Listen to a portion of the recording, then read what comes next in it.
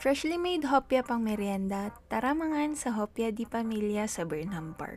Been seeing this stall online. I'm a sucker for good pastry na pwede kong isabay sa kape guys. So, sino ba naman ako para hindi itry nung napadaan? Might as well see if it's worth the hype.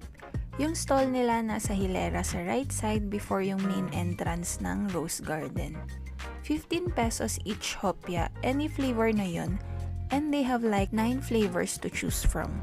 Tapos, 175 pesos naman yung box of 12. I think that what made this stand out was the different flavors aside from the usual monggo, ube, and baboy. May pastillas version din sila tapos may chocolate flavor din pala sila. Dahil medyo mahaba na yung pila sa likod, I decided to buy 2 boxes of assorted na lang. Freshly cooked yung hopya, as in makikita mong niluluto habang nakapila ka. So, understandably, medyo may pagka-oily siya.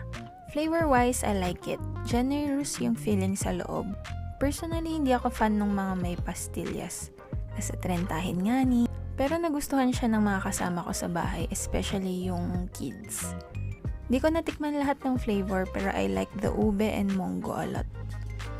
Classic na classic and goods na ako sa dalawang hopya dahil medyo rich din yung flavor niya.